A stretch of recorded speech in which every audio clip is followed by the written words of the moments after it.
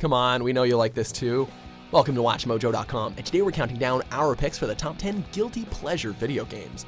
Before we begin, we publish new videos every day, so be sure to subscribe for more great content. For this list, we looked at video games that might very well be great, but are somewhat awkward to openly admit enjoying. Number 10, Manhunt 2. I don't want to hurt anybody. If he sees you, he will kill you, understand? Waste him. Rockstar is known for their controversial video games, most notably for the violence and profanity found within the Grand Theft Auto franchise. But all of that is child's play compared to the sheer amount of brutal violence found in the follow-up to the original Manhunt. If you've ever been so frustrated by a stealth game that you wanted to murder people with household items, then Manhunt gives you that option, because after completing stealth sections, you get to murder people with household items. The messed up part is that it's actually kind of enjoyable to release our stress on these sometimes helpless NPCs. But hey, they're not real, so that doesn't make you a deranged serial killer on the inside.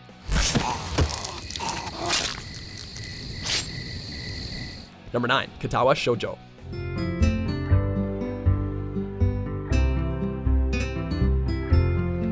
Less of a game and more of a visual novel, Katawa Shoujo is something of an oddball entity. Created by a group of people who met on 4chan, the story deals with your character being diagnosed with a heart condition and being sent to a specialized school filled with other students who have their own set of physical disabilities. Considering the touchy subject matter and the even more touchy-feely erotic undertones revolving around the relationships with your classmates, and this one could understandably turn some people off or on.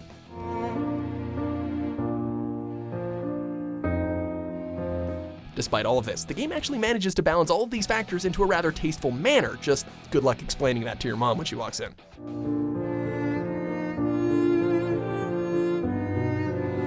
Number 8, Animal Crossing: New Leaf.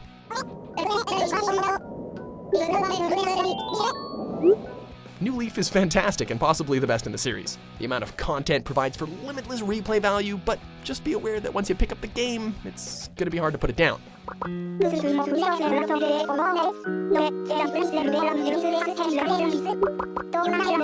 When you haven't showered in days, missed tons of calls from concerned friends, and forget to go to work, that's when you know that Animal Crossing has ruined your life. Then you get to explain to everyone how you've been spending your time. Again, good luck with that.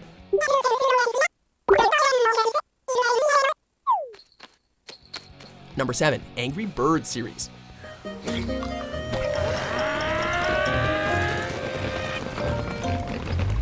So, let's break Angry Birds down into the bare bones of exactly what it is, okay? Here it goes. You fling little birds at pigs. Yet, under its incredibly simple premise lies surprisingly addictive gameplay, as you'll want to replay levels to get the highest score possible. Of course, this formula had to wear thin eventually, right? How many installments could they possibly crank out based on this idea? Well, a whole bunch, as there's been a bevy of sequels and a variety of crossovers with other brands like Transformers and Star Wars. We truly applaud the developers for creating such a phenomenon out of such a silly concept. But, you know, it's not that we play it or anything, right? Pfft, no way.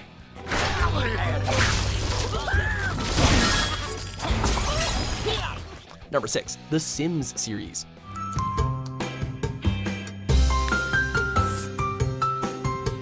Sometimes in reality, life throws us curveballs and we feel like we have no control over our own existence. It's times like this when games like The Sims come in handy, as it endows the player with the feeling of being able to, play God, commanding a group of people to behave and interact in a way that he or she sees fit.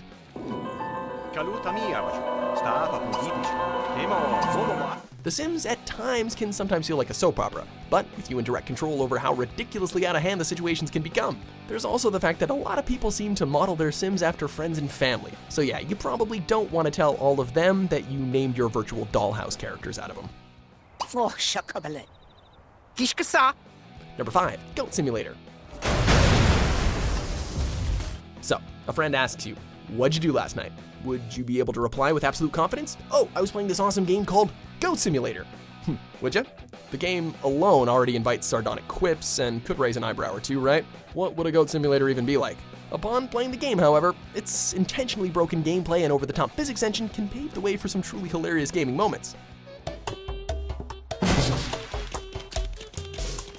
In some ways, Goat Simulator is a terrible game for its lack of logic or progression, but at the same time, that's exactly what makes it so endearing.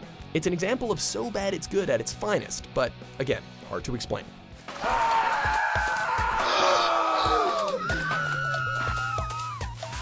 Number 4, Bayonetta 2. A struggle caused the trinity of realities to be split into 3 realms: light, darkness, and chaos. The Wii U might have struggled, but that's not to say it didn't have its fair share of quality titles. Enter the exhilarating action romp that is Bayonetta 2. The combat is sensational, the boss fights are incredible, and the music is incredibly catchy. However, there's also this.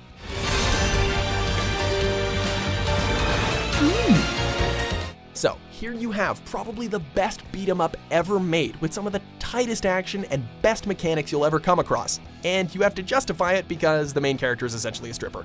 So, it can be pretty hard to recommend this game to others without getting that look, who think you're kind of a perv. Man, damn feminazis ruining everything, am I right?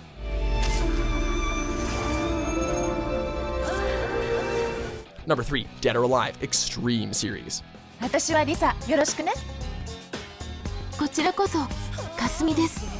So, if you thought Bayonetta was hard to justify, in comes, well, how can we put this delicately? It's not that Dead or Alive contains anything that phenomenal from a gameplay perspective. It's just technically a beach volleyball simulator. No, it's more the way that the game takes advantage of the excellent physics engine that makes it sort of appealing to the eyes. That was easy. Some people have different urges that can only be satisfied by a few rounds of volleyball. Look, some people really like volleyball, and technically this is the only AAA volleyball game out there. So, yeah, beat that. In your face. Number 2, World of Warcraft.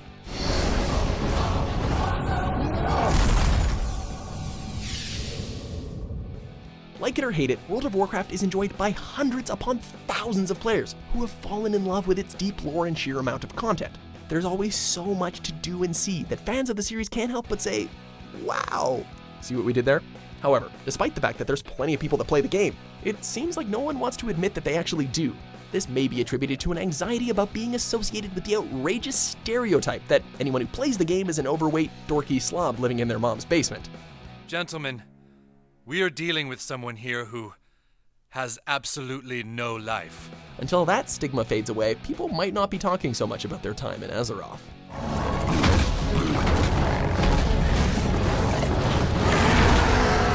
Before we reveal our top pick, here are a few more guilty pleasures. Keep trying things to get better scores.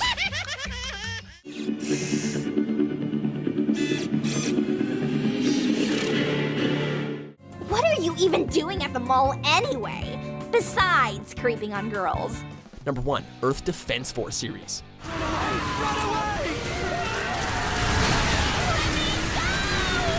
If the old monster movies of the 1950s about giant creatures attacking the Earth can be categorized as guilty pleasures, then the same logic can be applied to video games that revolve around the same ideas. You stand as the last line of defense against an onslaught of killer bugs attacking our precious blue planet. So, grab your bazooka and get ready to blow them into a million pieces over and over and over again. Video games are meant to be fun, right? Right. So, while a nice challenge or an engaging storyline is great and all, sometimes you just want to sink into some good old-fashioned carnage and destruction. Go squash some bugs. Don't be embarrassed.